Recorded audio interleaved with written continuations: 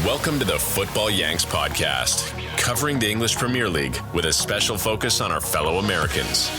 And now your hosts, Derek and Ryan.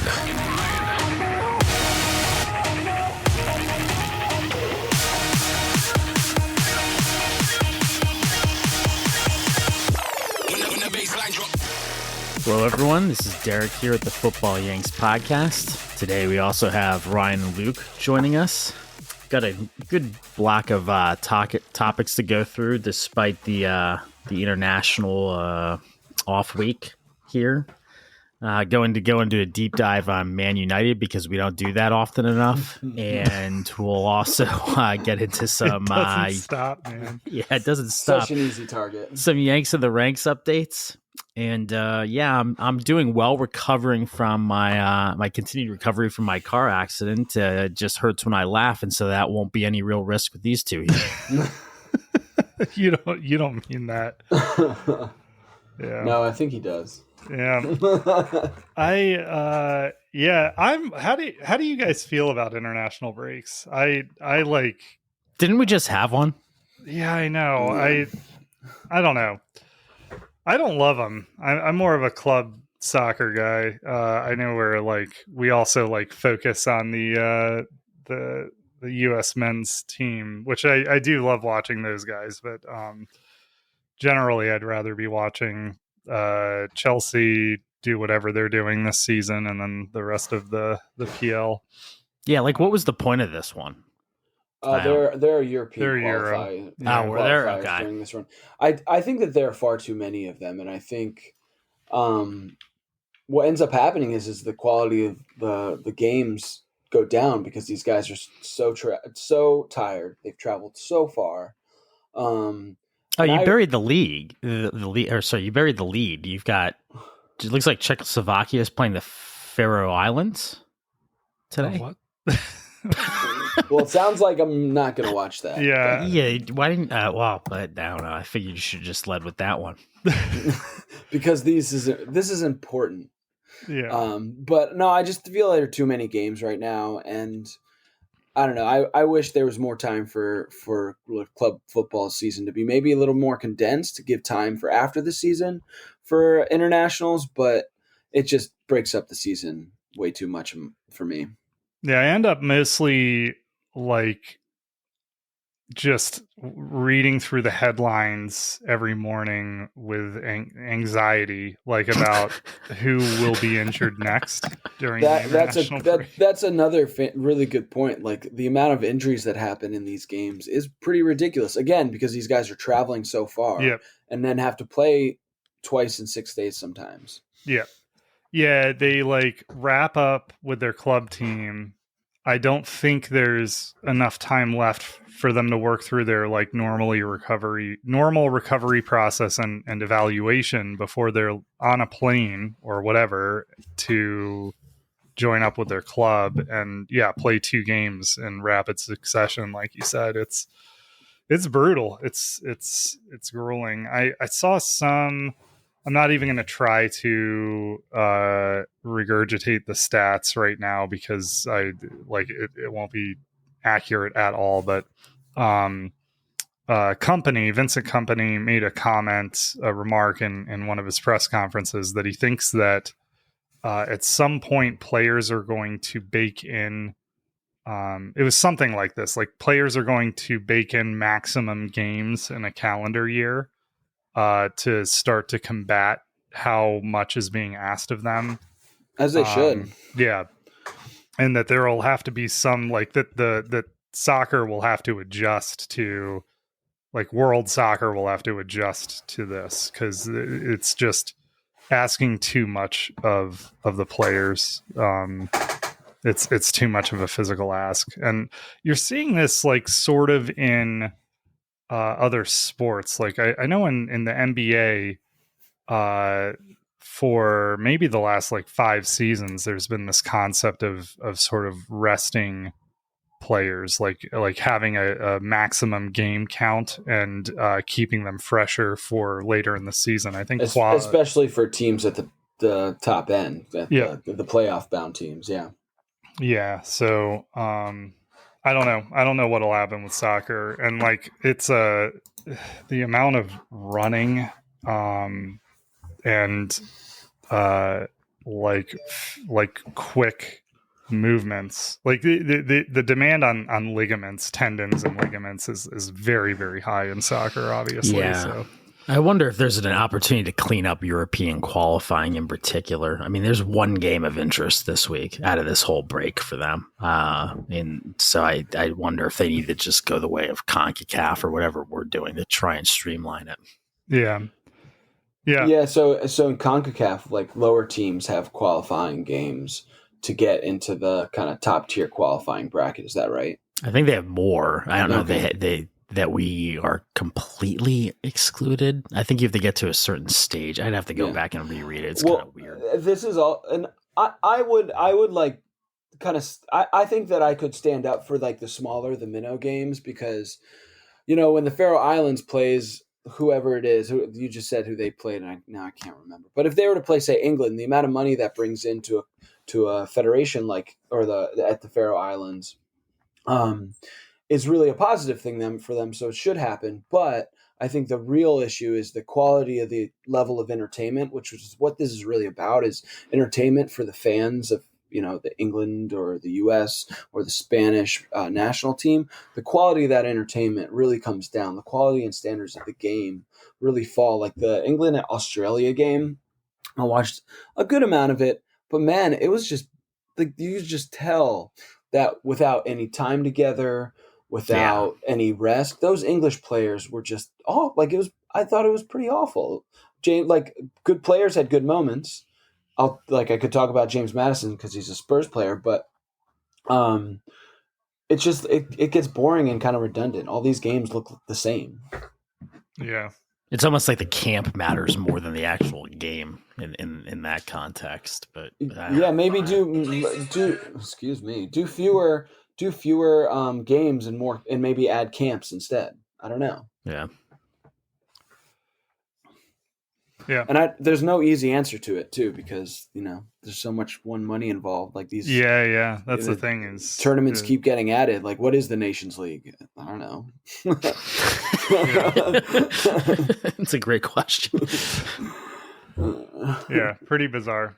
But it's like you were saying, it's as long as there is more money to be made, then they're gonna do it, So, and man, this Tottenham-Chelsea game is like right on the horizon, and I wish it was coming quicker. yeah, we're gonna have to. I've put it out of my mind. I've got to put some thought into how to produce that, like whether we do. So I liked the format last time where we had something that we could come react to. Thought it made for a pretty interesting episode. Yeah, I'm just gonna have to get some faster internet before then. But Ryan, I have some thoughts. We should talk after this. I think we could make it pretty fun. Yeah. So I don't know if we live stream it or what. I'm trying to I might be against live streaming it just because of the foul things. Yeah, we don't want Luke live. Let me jump in here. That? You think I'm giving you like a charitable edit after the shit? Yes. That's not happening, brother.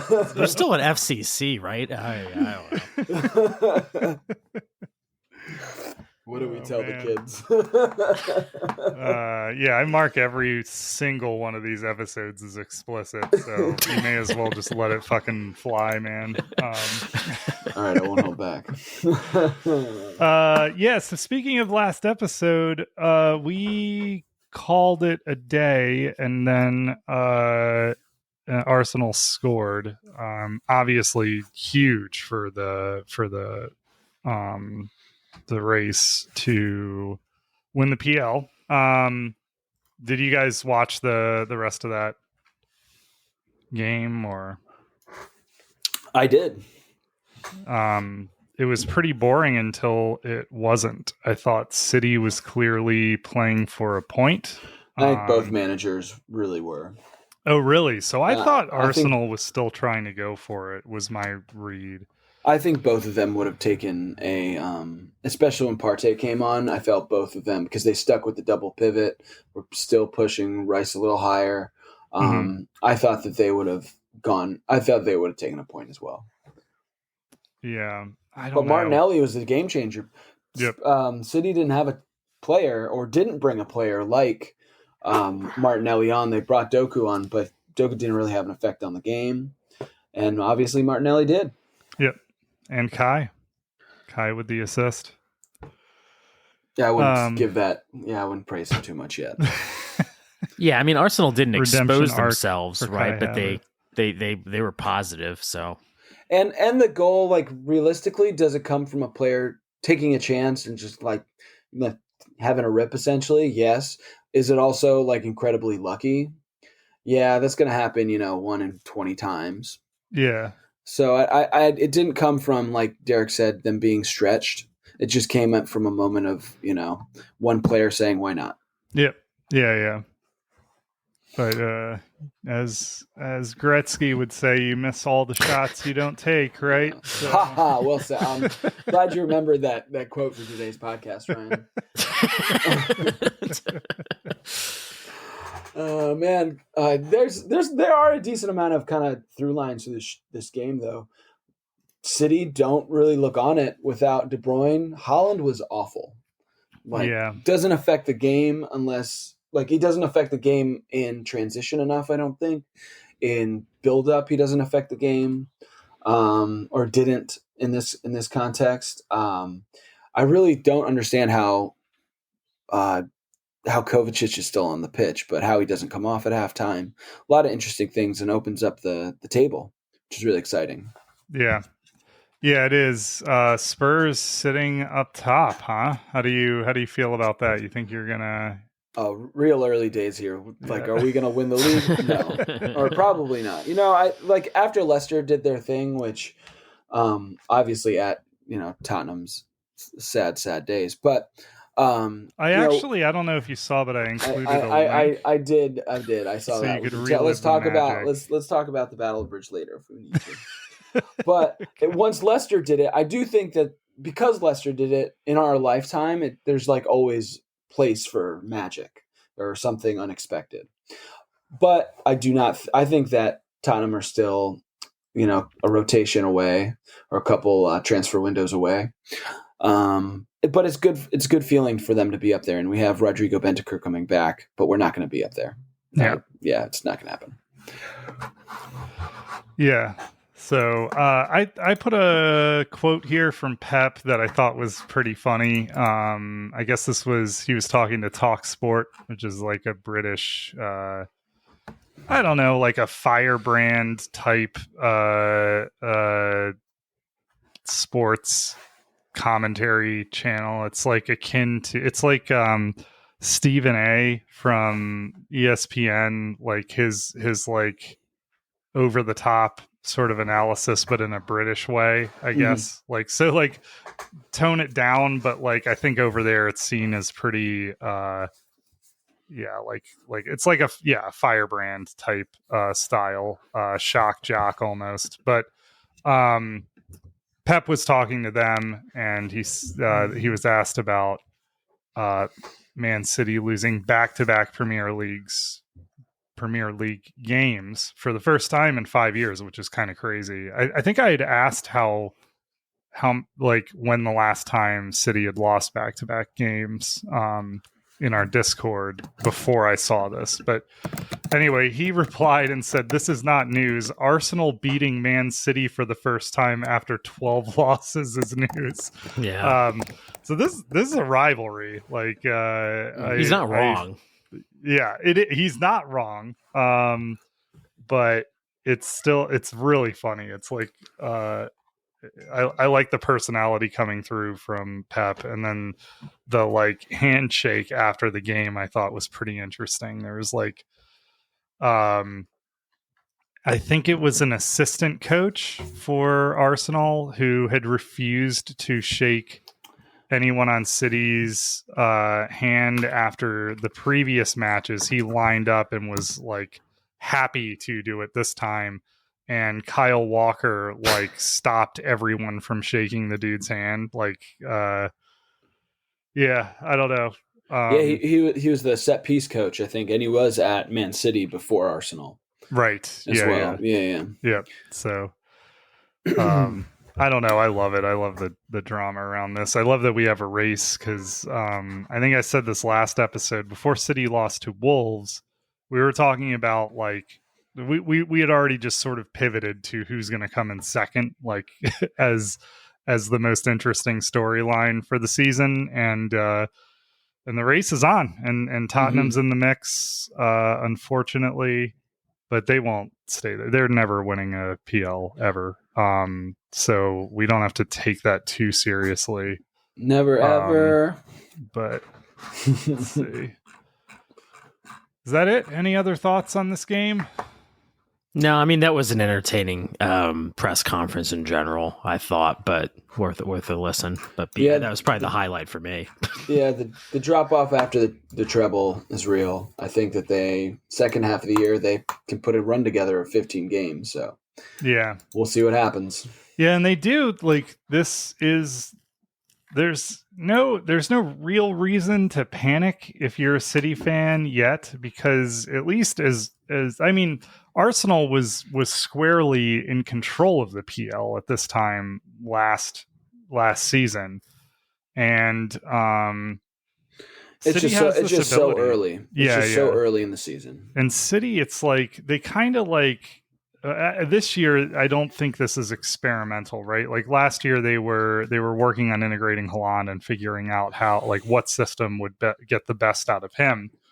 And then it like at the midway point of the season, it was just the unrelenting march of Man City from that point on. And yeah, but I mean, this time, like right now, I think City have issues, and I think they're going to have to go in January to try to bring in some depth to the squad that they have, because they're one injury away. They have so many defenders. Yep. So many defenders. And they're not short enough cover in mid. It's center mid, definitely not enough cover, especially if he's not willing to play. What's his name? Phillips, yeah. Yeah. It's just, yeah, they do have trouble. Yep. Yeah. I don't know. I think those are all my thoughts around this match. And I don't think KDB will be the same again. I don't know when he's scheduled to come back, but at his age, at least what I read about that injury, so he tore his hamstring, right? Mm-hmm. Yeah. And at his age, yeah, and then what I'd read was that he actually played through the end of the season last season with the tear in his hamstrings. So he like to get them across the line for the treble, and he subbed off during the CL final, like very early. So he had been suffering with this for a while. And as a guy who's in his 30s, well, I'm in my late 30s, like, you tweak something like that, you tear something, and it has to be your focus, or it's for sure not going to be the same again. I just don't think at his age he comes back and is the same player that he was. Maybe that's like over the top or sensationalist, but I don't know. And then there's like clearly a void there, a creativity void. Like Haaland has not been the same. There's all the memes of him, like the Wolverine meme where like he's looking at the photo and it's KDB. Like they need creativity in midfield, and they need some viable option for if Rodri's not available, because they are not the same without him. Ryan, you're really like deep in on the injuries today. Are you okay? Me? No, yeah. I'm fine, man. Yeah, I'm good. Just making sure. What other injury? What are we talking about? We talked about a couple other injuries, I feel like, today. Maybe Really? just one other one. Maybe it was pre-show. I said yeah, it was pre-show. Okay. But I did say that the international break, I have anxiety about the injuries. I mean, as a Chelsea, you want to talk about injuries? We've got 12. Right? Yeah, the trauma is from Chelsea. Let's be clear here. We've got a whole starting 11 and a sub injured on Chelsea right now. Well, I was just able to give you a psychological breakdown of your anxiety over there. Look, we made some progress today, Ryan. What progress is that? Derek needs to make progress. Yeah, let's schedule some time offline. Look, absolutely. Oh, that's the Yanks talk therapy. So what about Hazard retiring then? Since you guys brought up Chelsea, just wanted to call this out. I think he's a PL great. It's a big. So actually, the next two topics that I want to talk about, there are a few players like watching Neymar go to the Saudi league when he has. Hazard's early retirement. Pogba looks to be at the end of his career. There's been a few players lately that have made literally ended their career or made a career, what effectively to me is a career sunsetting move, who just never really lived up to their ceiling. Like the level of ability that they seem to have, it just never came together for them. And I wouldn't say that Hazard is among those three. I think Hazard has the more, to my mind, and I mean, I'm a Chelsea fan. He could have won a Ballon d'Or, if he had practiced, if he had trained, but his level was so high that he was, for his time in the PL, he was a complete aberration, I thought. He could just take over games when he felt like it. And there were all these stories about the coaches that Chelsea had, Hazard just wouldn't practice. He'd show up late, he'd play video games all night. He'd snuck in as many cheeseburgers as he could. I didn't do fucking shit. I didn't rig shit. Yeah, he was so good. They couldn't take him out of the game. And there were whole seasons where it was just Hazard ball, just get the ball to Eden Hazard. Well, is this the story about him sneaking in cheeseburgers substantiated? Because that actually gives me some more respect for him. If that's the case. Not physically sneaking them into the training ground, but deviating from his diet is what I mean. He has 10 cheeseburgers stacked in his toiletry case. Just a lazy schmuck before that. But if they smuggle in 10 cheeseburgers, I have a lot of respect for that. The story is once he went to Real Madrid, where he was just never, he showed up fat every single season. He got really injured the first season, was never able to come back. Yeah. Did he break his ankle? I don't know what it was. There was a fracture in his foot. He had a serious foot ankle injury. Yep. You know what Hazard is like a representation of a dying breed. Hazard was a player that played because he loved it. Yeah. He obviously was just like a kid in the park, having fun, enjoying it. And he was a player that stood outside of the current managerial focus. Right now we're in a time where it's managers and their systems are the focus of how teams play. Hazard in the Premier League was one of the last just true creative players who could live in their own world inside of a system. Or just be the head of the system. That doesn't exist anymore. So I think that's really missed. And I'm sure there'll be another player who kind of shows us that in the future. But man, him and his bum, powerful player. Agreed. He was just a game breaker. And I linked the Battle of the Bridge here. just so if Luke wanted to relive that, I don't need to. could. I was trying to figure out like what he would do now. Like, but luckily he's earned enough money; he doesn't need to do anything because, like, I don't know what he would do. Like, he certainly couldn't be like a performance consultant or anything that required like motivation, right? Now, maybe he could go like be a promoter for like a burger franchise based on what's been discussed. He's not going to do anything. Yeah, No. I don't think he does anything. Yeah, no, that's the right answer. That is the answer.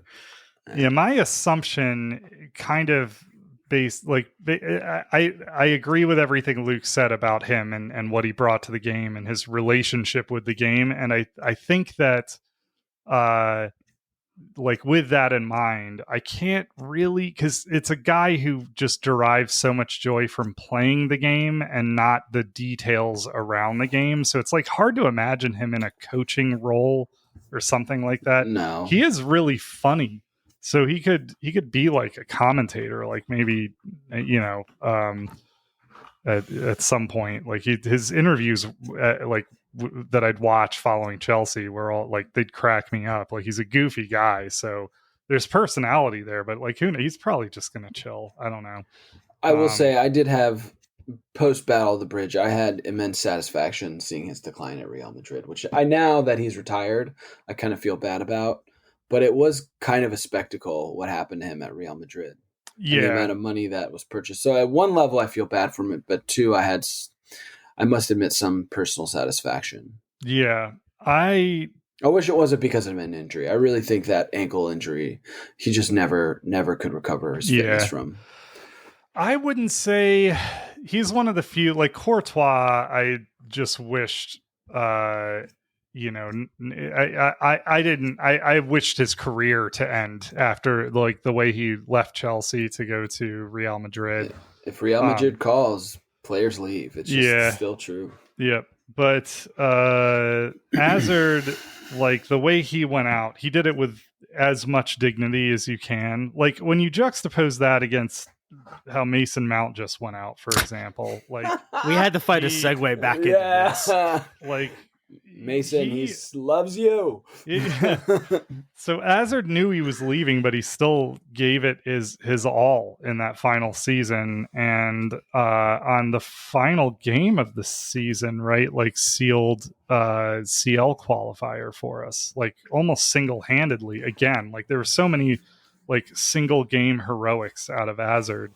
And then Marina Granovskaya, somebody who the current Chelsea ownership could really use. Like she's just an incredibly shrewd negotiator. Mm-hmm. Just fleeced Real Madrid on that.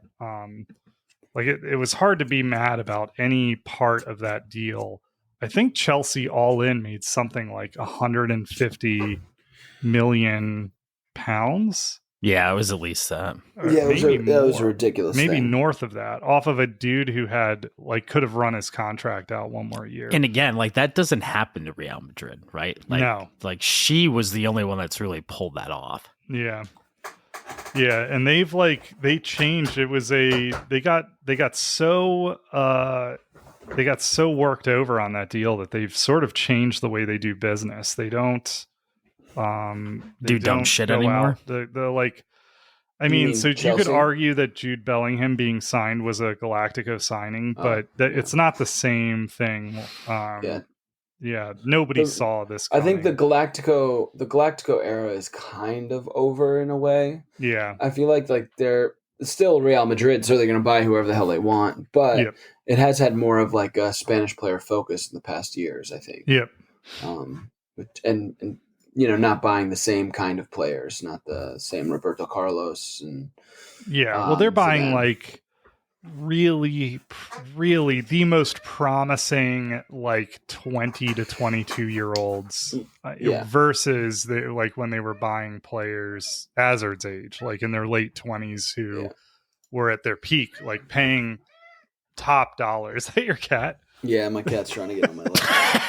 Bobby says what's up. She hates this podcast, but she hates me too. Yeah. So like moving on from Hazard, assuming that's actually real quick. So I like in sort of like rewatching some clips of Hazard this week, and like reading about his retirement announcement and people reflecting on that. A talking point that kept coming up was this Hazard Mohammed Salah comparison, and I assume that is derived from the fact that, like, I mean, Hazard didn't always play on the wing. He played many positions for Chelsea throughout the years he was there. Very different players. Hazard was a scorer of great goals, but not a goal scorer, and Salah is a goal scorer. Yeah. Yeah, I think the only comparison or the reason this came up is because both played at Chelsea. Mm-hmm. Chelsea let Salah go, and both at periods played on the wing. But I don't see how you can even make this comparison. They are, like you just said, they're completely different players. I don't know. Derek, you have any thoughts on that? I mean, I think generally speaking, broad strokes, right? They're two of the greatest, like, wide attacking players that have ever played in the Premier League. And I mean, so I guess I get the propensity to make comparisons there. Yeah, I mean, I agree with Luke too. Like, Salah is probably a little more focused on goal scoring, whereas Hazard was a little bit more of a creator. I mean, but Hazard also, you know, ripped some amazing goals too. So, absolutely. I don't know. I mean, these kinds of comparisons are interesting to an extent, but I mean, I guess it depends, like, what the question is, right? Like, even if I said, like, who is the better Premier League player in historical context, I'd have to look through that a little bit more. Yeah. The best synthesis of my thoughts that I saw, I don't know who said this, so I can't attribute it exactly. It's not an original thought, though. But I saw a quote that was like, Mohammed Salah is for people who like statistics, and Hazard is for people who like soccer. I would agree with that. I don't agree with that at all. You don't? Yeah. I liked it, but I hate that. I would have Salah in my team over. Well, sure, yeah. And, I mean, he's an output machine. And I think that if there's not a player in the world that could take a diagonal pass, like a diagonal across the field pass on the first touch and stride like Salah can. Like, YouTube that shit. But that's just and that's where it differs for me, right? Is like, that's one element of the game. For me, Hazard, outside of defense, which neither of them did that, right? Just had so much more, and switching the field, splitting triple teams, all kinds of crazy shit. And like, yeah, Salah's a speed merchant, a goal scorer, but I just thought, yeah, to Ryan's point, there's more elegance and variation in what Hazard was able to do, which was basically, you know, whatever he wanted, he could do everything. It was pretty crazy. Hazard's like poetry, and Salah's a hammer. It's like, he's effective, but like, I think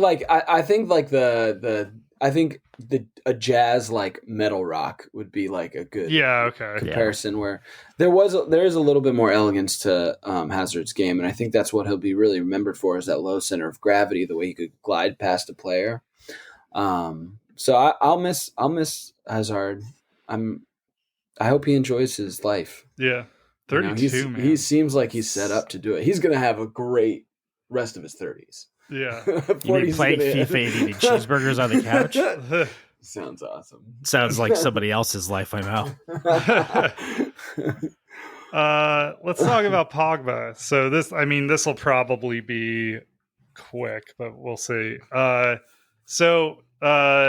I don't know if you've been following this, Luke. We talked about this earlier in the podcast, like an earlier episode, but he's popped positive for like, what? Testosterone. Yeah. So he popped positive for testosterone. He would have a lot of incentive to take to expedite recovery from the injury he took. So there's the incentives are aligned for him to want to take testosterone. And the way the drug testing works, which this is bizarre to me because like at least I don't often see soccer players testing positive for testosterone. Like until this story, I like, if you asked me if there was like frequent drug testing of soccer players, I'd probably say like probably not that frequent, like I have no idea what the drug testing standards are here. I know in like fighting in the UFC, it's very strict. Well, it's made to look very strict. Well, I think it is very strict. It is. But there are definitely ways around it. Like it's always going to be harder to react to emerging practices because you have to catch them and then develop a test around it.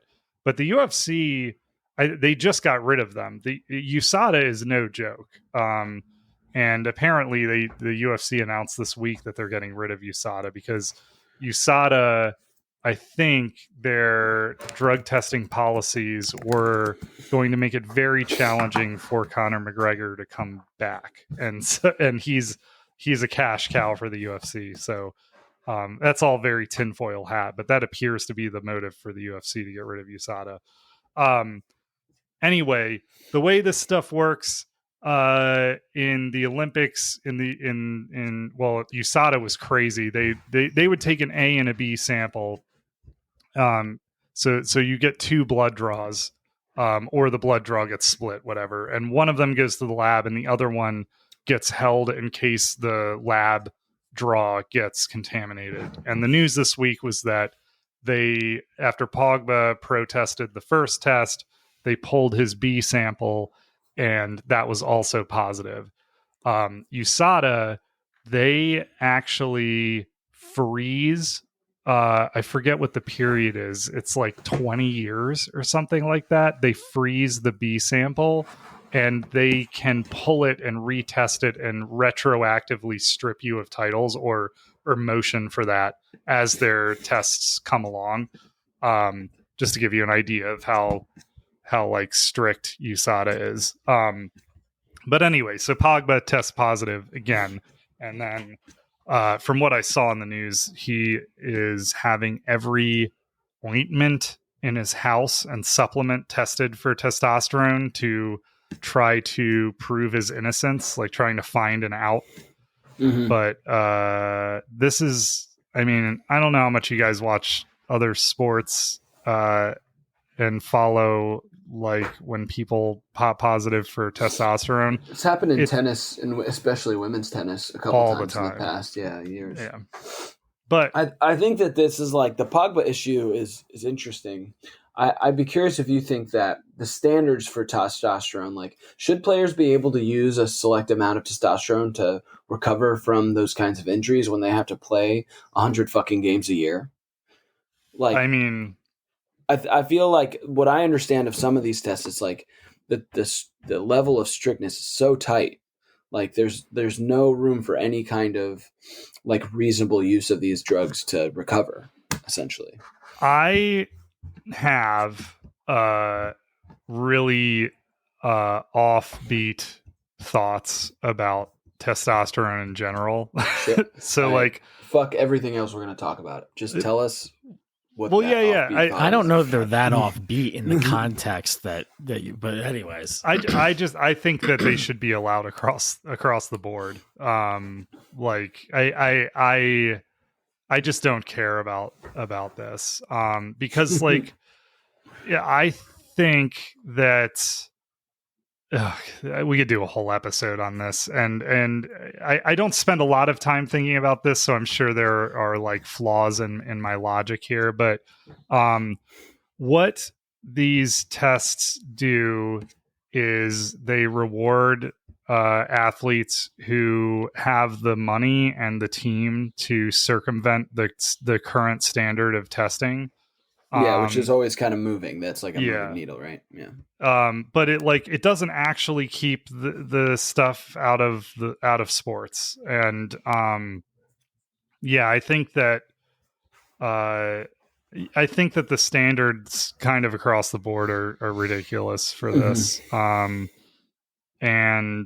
in like a lot of this, like most of the sports I follow, skill is going to be a whole lot more important than power. Yeah, I don't know. Those are kind of my thoughts. So yeah, I am conflicted about Pogba. It's probably the end of his career.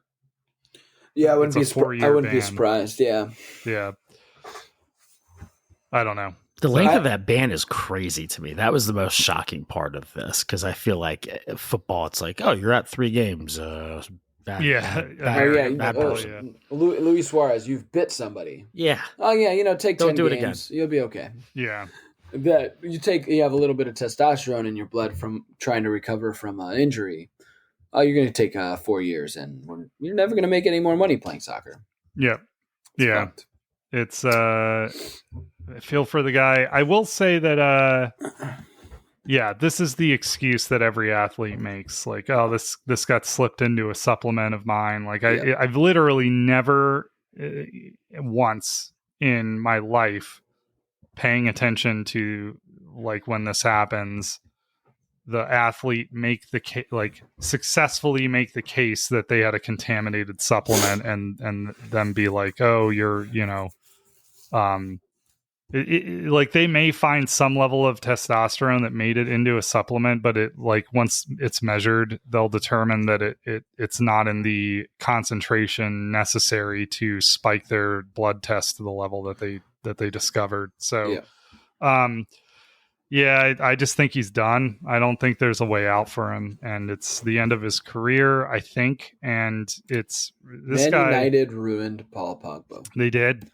Yeah, and I don't know if you've been on the show when I've said this, but, like, Man United really, probably still to this day, but certainly during that era, they were this, like, collector of bright talent, and then just ruin them, smother them. Yes, with pressure and, I don't know, no support. Just seems like same thing continues to happen. His first stint at Juventus was outrageous. I remember it every week there would be some insane highlight of him doing something I didn't think was possible. And then he went to Man United, and just all that promise kind of went with that move. So, good segue though. Let's talk about Man United, and then we can talk about the Yanks. I feel like I want nothing more than to not talk about this. Like, Derek on his lead-in said that what the fuck is this piece of shit? We're gonna talk about Man United again. This team, it's such a shit show that I can't go 1 week without there being like 5 stories I think we could cover. In fact, I think I linked 5 different things here. So, like, just to rapid fire these, there's a threat of a staff walkout over United's handling of Mason Greenwood and Antony. So that's the cat reacting to this news as well. Yeah, is it talking? It sounds like a human child. Also frustrated. She is a child. Yeah. Sorry. She's actually locked in here with me, so she's not getting out. Yeah. So the non-coaching staff, they may walk out, or they've threatened to walk out in what was supposedly a combative closed doors meeting between the coaching staff and then the broader staff. Hard to blame them, in my opinion. On Greenwood, who was it? This is attributed to someone. Yeah. Anyway, according to The Athletic, so that's as solid a source as you get. It's not a British tabloid. Excuse me. Yeah. Richard Arnold informed the club that he planned to reintegrate Greenwood into Ten Hag's squad, and that they are, as we like sort of predicted on here when he went out on loan. Basically, it came out that Man United believe that Greenwood is among their best players, and they're looking to do what they can to reintegrate him into the team, despite his off the field issues. Then there's this other story that the players on United are unhappy with Erik ten Hag's leadership, which we've also talked about on this podcast, the lack of leadership. And in particular, so this was on Talk Sport. There was a guy who called in to Talk Sport. I actually listened to the clip. The players are unhappy with how Sancho has been treated, that apparently Sancho has been training well, and the way he's been treated by Erik ten Hag is confusing to the players. And they also felt that Cristiano Ronaldo was not treated well. Found himself excluded from the squad by Ten Hag. Yeah. So there's that going on. And then in the mix is this takeover news where Jassim, I don't know how to shake Jassim. I haven't heard his name pronounced, so I'm sorry if I'm getting that wrong. So he was trying to take over this team. I have a lot of like snarky comments I could make about like Qataris taking over a club that has all these off the field issues. But he has withdrawn his bid because I want to say they had made a bid in the realm of like 5 billion pounds, which is north of the current market value of 2.6 billion, and the Glazers rejected it, so they backed out. The Glazers want 6 billion apparently. So now their ownership is back in question, and the club supporters, which it's hard to imagine them even having anymore. They're back to Glazers out, and if you're like on social media, there are all these pictures of Old Trafford like on fire and stuff, like these like AI generated images in response to this. And then to tie it all up, I guess like Mason Mount's camp, it says, Mauricio Pochettino has been told that Mason Mount regrets his exit and transfer to Man United. And to that I say, good. Enjoy your time there. What would be the purpose of telling him that, though? I don't know who. Let me see I read through this article. I think like Mason Mount's camp like told them. John Terry came out and said like 2 weeks ago that Mason Mount would be back at Stamford Bridge at some point, like back at Chelsea, and he hopes the fans welcome him back when that happens. So they're already trying to grease the skids here. Yeah. So. Except he's not going to leave Manchester United. Chelsea are not going to buy him back. No. It's kind of, I think that feels a little bit more to me like in the kind of tabloid stuff. But what it does signify is how unhappy players are at that club. Yeah. At the biggest club in the world, supposedly, they can't keep a player happy. Not from, the smallest academy players to, the Cristiano Ronaldos of the world. I think Erik ten Hag is really not a very good communicator. And I think that the football they play is so uninspired and boring. So it's like, at this point, who cares? Is it even more simple than that, right? Like, he's just a bad coach. Like, I'm not sure he's good at any of it. Like, he did well at Ajax with a bunch of good players. I would assume he's a good coach, like, in comparison to the, 99.9% of coaches in the world. But at this level, he's not good enough. You can't deal with the personalities and the tactics. And a manager at this level has to manage personalities almost first. When these players are like, 25 and getting paid 200,000, or in Sancho's case, 300,000 pounds a week.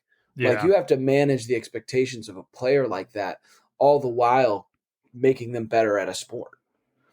Yep. And I don't think Ten Hag can do that. I don't think he can do both things at the same time. And at Ajax, he didn't have to worry about it in the same way. Do you know who his goalkeeper was at Ajax in 17, 18? It wasn't Onana, was it?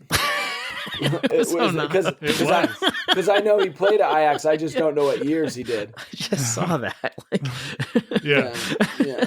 Like that guy watched Onana run all over the field, trying to play goalkeeper. That was like, let's run that back. Man, and David De Gea doesn't have a club right now. I feel crazy. like that is like, Onana is like the example of where the goalkeeper playing with their feet as a focus turns into bullshit. Yeah. Like, the job is to save goals. Yeah. Keep the ball out of the net. And yeah, I think it's great that there's another footballer on the field who can play with his feet, get out of pressure, but it's just too far. Like, Onana is not, it can't, like, the evidence to this point only says that he's not good enough. Yep. And they kicked out a club legend who still had years left to play at the highest level out. Blows my mind. Yeah. Yeah, this is probably the most shocking transfer for me. So, like, I thought Onana was a good goalie. Like, I thought he was a PL ready keeper. Clearly you were wrong. Yeah. Are you sure about that? Yeah, based on watching him in the CL last season, and like, Chelsea was in for him, and I was welcoming that. I am so relieved we did not go out and get Onana. Yeah, what a fraud he turned out to be, and yeah, this to me, like, Ten Hag's system is uninspiring. He wants to be this counterattacking squad, and they just can't put it together. And you cannot have a counterattacking team when a wage bill is that big. Yeah. They all hate it, and you can tell when you watch. You can be at Brentford and be a counterattacking team because you're punching above your weight very clearly. But when you have a wage bill like that, every player's gonna be like, what the fuck are we doing? Yeah, and the individual player talent. Yeah. Yeah, it's just like, what are you doing? You can't theoretical individual. The Jose talent. Mourinho age of winning titles playing that way, and Conte to a lesser extent, is over. Yeah. At least for this time being. Yeah. And for some reason, Ten Hag and United can't understand. The question is who the fuck is running that club? Ten Hag was supposed to be a manager to play attacking football, but we get this, right? So there's some dissonance there. Like, who is running the situation with Antony and Mason Greenwood? No one, because to Ryan's point, they're all frauds. Yeah, the fucking Glazers. Yeah. Sorry, that was a little bit of a rant. I was holding that in. Yeah. Feel better now. I mean, I feel the exact same way, and I feel like we're gonna have something like this to talk about every week for the rest of the season. Like, I saw that United is considering bringing Greenwood back at mid-season, and I just can't imagine the scenes. Well, now that they saw Antony come back, right? And I guess there's a possibility Antony gets cleared here before they try and bring Greenwood back. But the way they went about that wasn't okay. But again,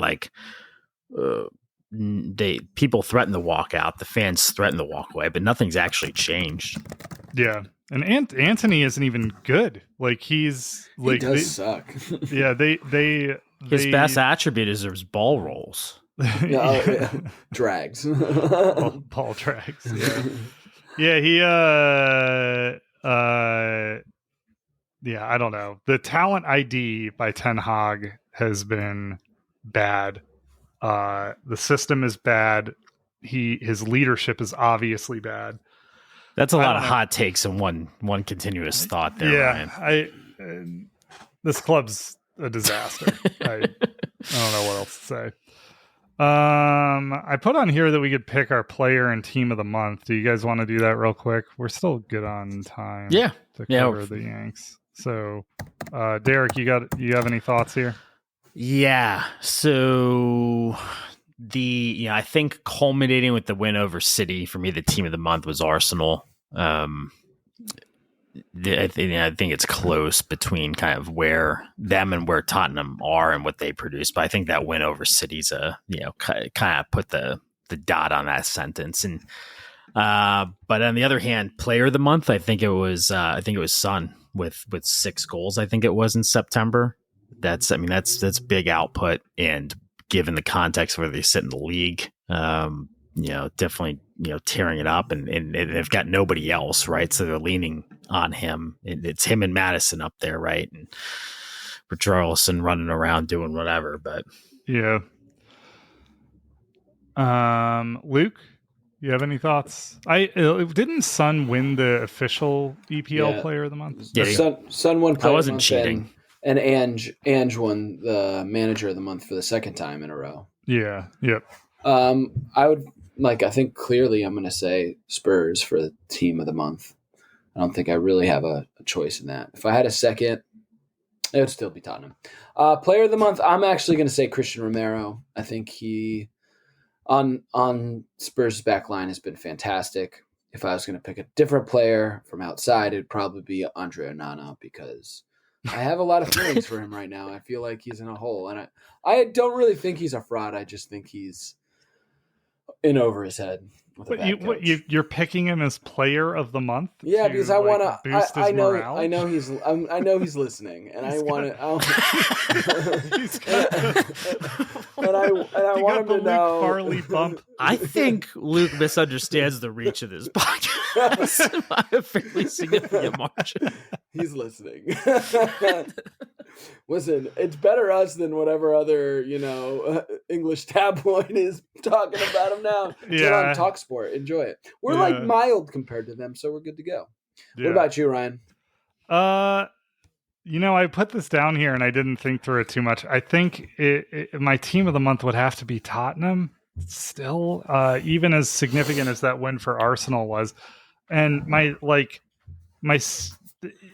this is out of the spirit of like picking an EPL team of the month.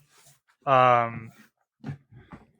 I could see, I had a lot of fun watching Newcastle in some of their games this month. They really ran the scoreboard up against, I think, Brighton, and they beat the bricks off of PSG in the CL, which was really cool to see for those fans. I thought about them as well. All those things you said, and so they just a big offensive month for them. Yeah. So, and it was a team that the opening month of the season, they looked rough. It looked like they were not up for it, and some of the magic had been lost. But they've played well of late. And my player of the month, I'm going to go with Madison. I hate how much I love watching that guy play soccer. Another one who kind of just enjoys it. Yeah. When I watch Tottenham play, I am just looking for him off the ball, on the ball. I'm just trying to figure out where he is, because I know that's where everything is, everything's going. And that turn, well, I guess this wasn't in September. So it shouldn't be factored in, right? But against Luton Town, that short corner and turn that he made, that what a goal that was! What a move and a goal. I'm just going with Madison. Really fashionable choice right now, I think, but I can't help it. I don't know who else I'd pick. Isak had some pretty great goals and has been really productive. Who else? Declan Rice looks really good too, but yeah, I don't know. All right, those are my thoughts. I don't It sounds like that's for the most part we're in concert on that, but yeah, I mean that's a good roundup of all the options. A lot of predictable things coming out of the EPL right now. Manchester United fucking suck. Chelsea are getting better.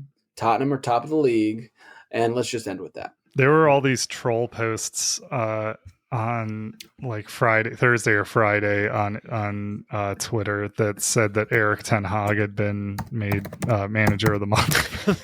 That one got me when you said that. That got me. It's because he kept his job. Yeah, true. Yeah. So what about the Yanks? What about this Germany game? Did you guys watch the whole game? I did. Watch most of it. Big drop off in the second half. Yep. Yeah. I don't know what to like. I only watched it once. I would have liked to have gone back and watched it a second time because they looked so off it in the second half, and like there's the obvious that Gio came off at the half. Yeah. But I don't see how that could make that much of a difference. I mean, they looked toothless in the second half. Even with the rest of the like starting 11 still out there. I think Germany just kind of said, well, we're just going to like push them into the corner. Yeah. This is not worth our time. It really felt like that. They were like, oh, like maybe we need to step up actually. Because this, maybe it's respect. I don't know. But it just felt like a little kid was getting pushed into the corner. Well, they had played like shit for like the last like year, right? Yes. And so, they were motivated, and getting that whoever that dumbass coach was out of there obviously helped, right? And I'm not going to overreact to us losing 3-1 to Germany, right? Like Germany there's still a disparity, I think, between us and like the top 5 teams or whatever you want to bracket that in the world, right? In some kind of margin. But we did see some success on attack. We've learned some things on defense, but again, at the end of the day, Germany's best athletes are out there playing against us in soccer. Our best athletes are playing who knows what the hell else, because you can make millions of dollars doing all kinds of other shit, like even including baseball of all things, right? And so I'm not upset or worried about that result. It does show we have some growth that we continue, or we know we need to continue to do to compete with those top teams. I am concerned. I feel like we could have been way more competitive than we were. It's not that we lost. It's that one, in the first half, did it work? Yeah, the whole Berhalter, let's pass our way out of the back thing. But what the U.S. teams have always had is a really good sense of athleticism and a good sense of competition, right? And that's pretty basic. But that's how we competed. That's how we tied England in the group of death in the World Cup in South Africa, right? South Africa. Yeah, I think so. Yeah, that's how we did that. And we see Berhalter come in and strip all of that kind of edge out of our game and try to implement a style of play that no manager at the national level tries to implement with their teams, no matter other than maybe Spain because it's built in. But England, Germany, none of them try to do that high possession, high concept football. We try to do that, and a team who has better technical ability is going to push us to the side so we can't even be competitive. I was just so like that second half was so predictable to me. It's like that's going to happen if we try to play this way every single game. Yeah, and we will not be successful in World Cups or in the we're in the South American competition upcoming. I think the Copa America. Mm-hmm. We'll get through a game. We'll beat maybe we'll compete with Denmark. But when we get into the later rounds against a team like the Netherlands, we're never gonna be able to get a result because we're gonna play in this way with Berhalter at the front, and we're gonna come against teams that can do it better just because the players are better.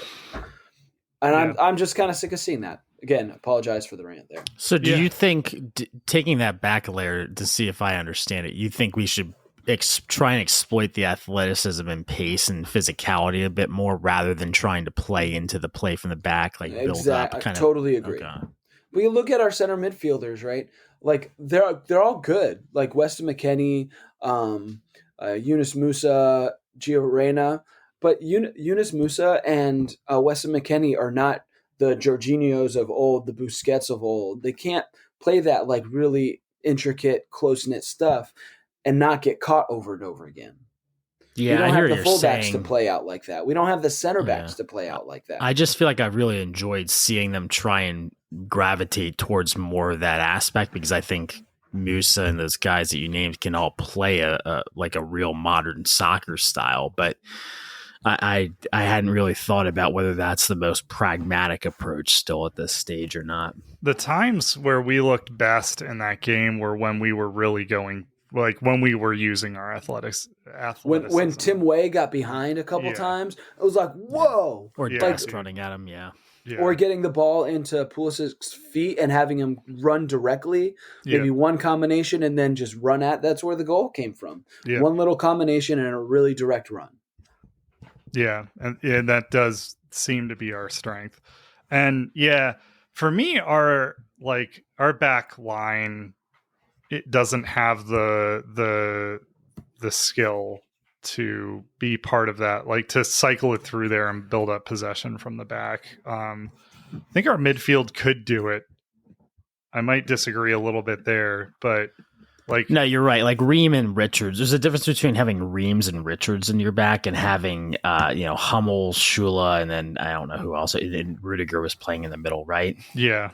Those guys. There's a disparity there, and then I would take a look at the second half substitutes for Germany versus our second half substitutes. And there's a disparity there too, but that's not to negate. Yeah. But if there's a disparity in talent, you change the tactics to fit what you have that another team doesn't have. I love listening to Luke punch his desk every time Berhalter comes up. Every time Berhalter comes up.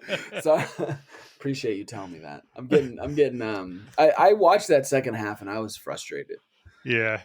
I was just like, why can't we change? Oh, we also can't change the way we're playing. Yeah. We only have one way, and at an international level, you can't really do that. Yeah. Because international football is not club football, as we've talked about. Yeah, Pulisic, that was a phenomenal goal. What a hit. Yeah. Pulisic is really just in incredible form right now. It's fun to see. I still don't I'll never understand why Chelsea didn't see how it could work with him. To me, he's obviously such a talent. And he played so well for Chelsea for a period and then just got injured and nobody was willing to give him a shot again. None of the managers that came through us, just like, what is this Anglophile bullshit that's going on here? But I don't know. Tim Way is a real threat. Balgan wasn't in the game, but didn't look bad when he had the ball. Yeah. There's some really encouraging signs from that performance. Weston McKennie a little higher up the pitch is really fantastic. Gio Reyna looked really good in pockets. Yep. Reyna's smooth on the ball, man. I do think him coming off the pitch allowed Germany to get a little tighter and tighter to key players too. Like they were able to get tighter to Pulisic, a little tighter away because Gio Reyna wasn't occupying that central area. Pulisic came in the middle a little bit more in the second half. Right. So it was a tough thing to bring off one of your best players in that kind of situation. Yeah. Well, at least he played him. I wasn't convinced that Greg would. I thought he'd just. I don't know. I just don't trust Greg at all. At all. So Gio's the perfect player for the way he wants to play. Yeah. Yeah, I'm glad we can finally move past that. I know you guys were concerned about it, and it's good. I mean, I think it's maybe. I don't now. know. It's one half of one we'll game. See. I don't know if. But he could have used it as a cop out to not start him, or said, "Oh, he wasn't ready for this one because he's still coming back from injury and stuff." And I think he took the right approach. Not that anything else about his coaching is good, but I think he took the right approach there at least. Yeah. All right, Derek, you had some updates here on some other Yanks. You want to roll through them, your observations? Yeah, so I mean, I think these are a couple we hadn't talked about a ton, right? So Balo scored last weekend. We didn't talk about that. So he continues to kind of have a decent clip of output there. Ream and Robinson we have talked about, right? I would say Ream's season hasn't been spectacular, maybe based on the results of the team, but he's been really critical for them. He's playing a ton of minutes, a ton of full games, and that's not easy to do at 36. I think that's why you continue to see him be a key cog for the national team and for at the club level.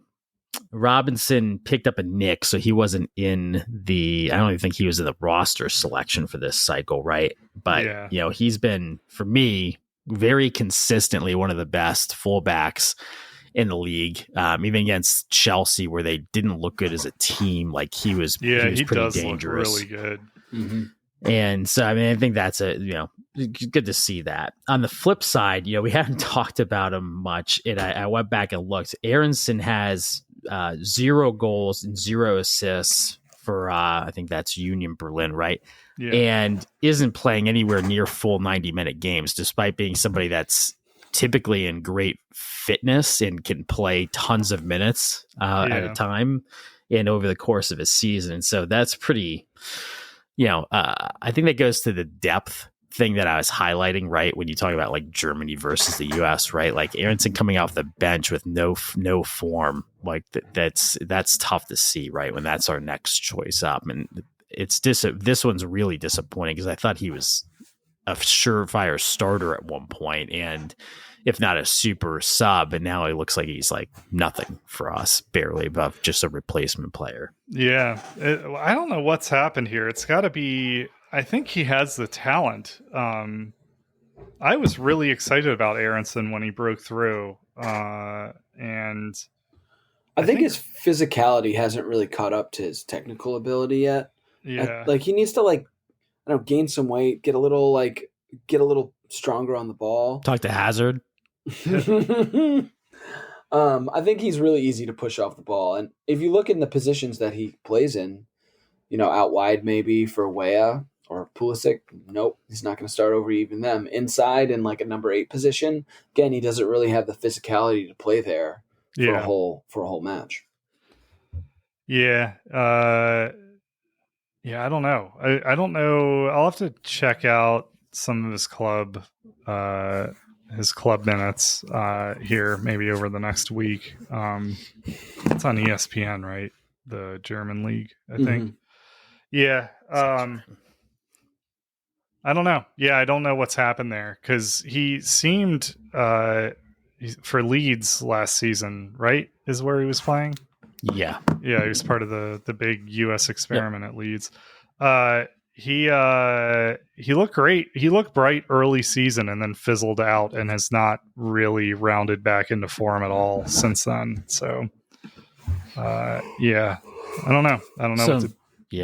That's an interesting one to follow. See if it improves rest of the season for sure. I know we kind of skipped over the England selection. I assume you put this on here just because you wanted to talk about Harry Maguire in some way, shape, or form this podcast. Yeah, really, I'm not even that upset that Harry Maguire is on there. But why is Jordan Henderson on this roster? I missed that. Yeah, I don't know how he got booed coming off the pitch. And Calvin Phillips. All right, fucking Berhalter sucks, right? Southgate he is as much of a clown as Greg is, but he's got the greatest youth system for a nation at his disposal, and like the greatest just talent machine in the world. But this fucking clown has Calvin Phillips, Jordan Henderson, and Harry Maguire picked for this Euro qualifier, and then when asked why Levi Colwell's playing left back, he says, "We like to keep players." His response is, "We like to keep players playing in the position that they're playing at their club." And and so we're leaving Levi Colwell out there. Well, if you're playing Harry Maguire in the position he plays at his club, it's on the bench. It's like same with Calvin Phillips. Like, what is he doing in this team? He can't get a game. You know what they need to do? They need to. They did call Gallagher up though, which I was happy. That was good. That would have set you over the edge if he wasn't in there. But if they need Calvin to just Phillips is there and not borrow Gallagher. whatever they need to from the institutionalized inbreeding royal family and give it to Pep to run this team, and just move on with it. Because like you're right. It's such a waste of talent in their prime, in youth talent, to just do that, like stuff that just makes no fucking sense. Tamori made the team, which we had been crying out for. True. There are no left backs in this team. No, that's kind of crazy. Well, they're injured. They're all injured. Yeah, Luke Shaw and Ben Chilwell would be on this team, both injured. Yeah. I feel Ben like Chilwell, man. Yeah, keeps getting hit. Yeah. I feel like England, right? Great league, great players, shitty fucking refs, shitty fucking managers. Yeah.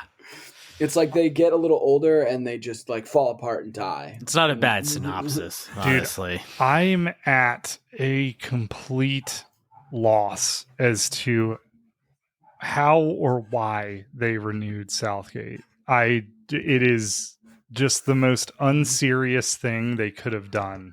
I don't know. The results, while they have not won anything, speaks a Tottenham fan. The results have been good. Like getting to, a final, a semifinal, like comparatively to the success in the past, they've gotten good results. And I don't know if there's another British manager who could take over that job. And I don't think they want to hire another non-British manager. Yeah. I think that's the main reason. Like who could take over? What is there an English manager who could take over this team right now? Graham Potter. Graham Potter is not going to take over. Graham Potter is in an igloo in Antarctica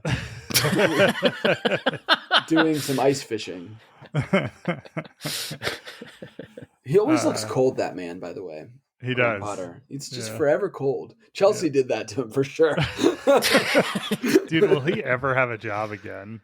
Yes, he'll get a job. Like he had an opportunity in France to get a job that he turned down. Yeah, that's right. Yeah. I think he's comfortable enough to build himself back up. In a world where Greg Berhalter is a national team coach, yeah, he'll find a job. Yeah, I mean, we talked about the idea of Pep going to England when he calls it a day. Apparently, City are like actively working on succession planning for Pep.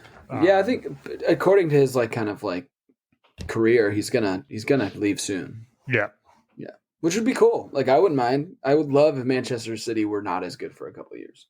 Yep, it would be pretty satisfying. Although I guess De Zerbi is like number one on the short list, which I had mentioned was be interesting. The biggest risk to Brighton right now is somebody like Ten Hag gets sacked and you are offered Man United money. Do you take it with that team, that squad of talent, and also Mason Mount?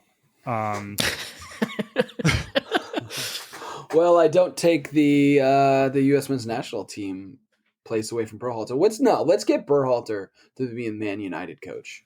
That would be. I would be all for that. You have my attention. An incredible sludge of garbage. Oh, man. Just sitting in an old, decrepit stadium. Man, there could be a Man United Wrexham show in the future where Man United is in, I don't know, League One or something. Yeah. Ryan Reynolds buys another club. $50. Is Wrexham winning? I don't watch that show or like really pay attention to Wrexham. I think they're doing okay in League Two. Yeah, they won yesterday against Salford City. I think they're competitive. They're fifth. They're fifth. Okay. Yeah, they're doing well. Yeah. It's interesting how that show has kind of taken like a whole lot of eyeballs towards the English football pyramid, how it's built. A lot of people talk now. More and more people talk about how weird the U.S. Pyramid is. Yeah. And how it's growing, and eventually I think there may be enough teams. Like, there are way too many teams in the MLS. Am I right about that? I don't know. I don't. Yeah, you guys don't fuck with the MLS. I don't care about the MLS. Come on. Oh, did you see? Apparently, Messi has been told that he's winning the Ballon d'Or this year. I don't know how that works. Like, if they tip the player off so they're ready. I have no idea. But there were all these leaks that Messi has won the Ballon d'Or this year. So I assume Derek was on top of that, but didn't hit my radar. No. What does hit your radar? Yeah, a lot of Taco Bell news. Yeah, whatever. I'm gonna go read Hazard's food blog to see what his favorite burgers are. For the past 30 minutes, Derek has been searching how to fit 10 cheeseburgers in a handbag. Let me be clear about what kind of content I'm looking for. Yeah, what if Hazard? Yeah, he like teams up with Kenji Lopez and makes like a cooking show or something like in retirement. I would totally watch. By that. teams up, you mean he goes on air and he eats whatever Kenji makes. What do you think of this one, Hazard? Let's see. There are 29 clubs in the MLS. It looks like that's way too many. Yeah, that is a lot. Yeah. Like, I don't even know where a team is. There are like smaller clubs too. Like, I saw the Indianapolis 11. Like, I don't know what league. Yeah, they're probably USL. Yeah. So like there is like somewhat of a system. But yeah, like, I love watching USL games on Hulu. Yeah. What if we took 9 of these guys and punted them into the USL or whatever? Yeah, I'm all for it. Yeah. Yeah, we attended a Indianapolis 11 game while we were there for that weird board game convention, and I still can't believe you went to that. Yeah, well, Shannon's so into that stuff. She really is, and I'm not. Like, most of the times I'm playing a board game, I'm like, why wouldn't we just play a video game? I just don't. I don't get it. Yeah. I kind of want to do a Yanks Talk Therapy about that one. About that? That's our next episode. Why doesn't Ryan like board games? Part of it is Are you bad at them? I'm good at some of them. Like there's this one game that Shannon and I play that I think I've won like 20 times in a row, to the point that the last time we played it, she just hung her head and had this she was like, you'd think I'd just get lucky and win at some point. Like, am I just bad at this? She had this existential crisis in front of me over this game.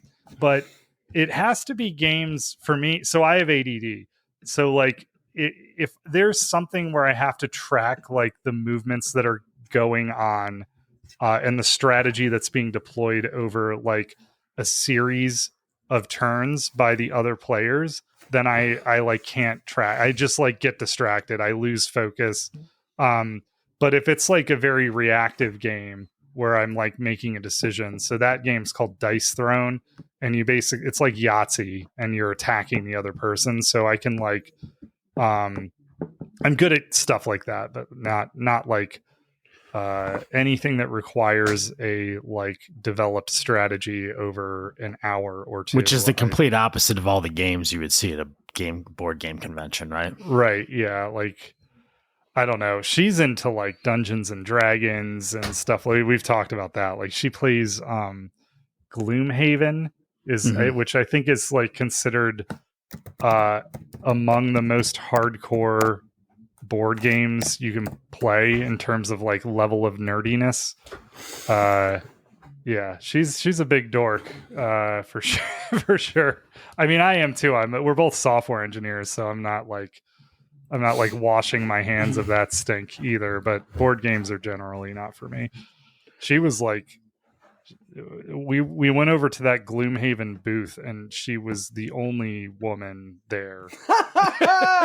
Welcome to another episode of American Yanks Therapy. Now we know more about Ryan and Shannon than we did before we started. Probably a lot more than you wanted to know. No, it's just the right amount, I promise. Yeah. I feel like we could do like a U.S. men's national team board game. Maybe that's our next venture. Yeah. Oh, just like some sort of Kickstarter for that. Take the money and run. Yeah. And then when we get really big, we can play Greg Berhalter in it. Yeah. Choose your manager, Bruce Arena, Greg Berhalter. Choices aren't great, but we're gonna make you choose.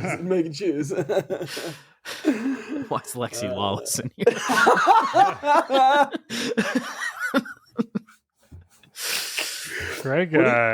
Greg brings the heat with his shoes. I always appreciate the kicks he wears on the sideline. I feel like they make his legs look so skinny. Like he wears huge shoes. I mean, he's sometimes a gangly guy. What else is he supposed to do? You're right. No, that's accurate. Fair enough. All right. Well, we are way off the rails. So it's our best episode yet.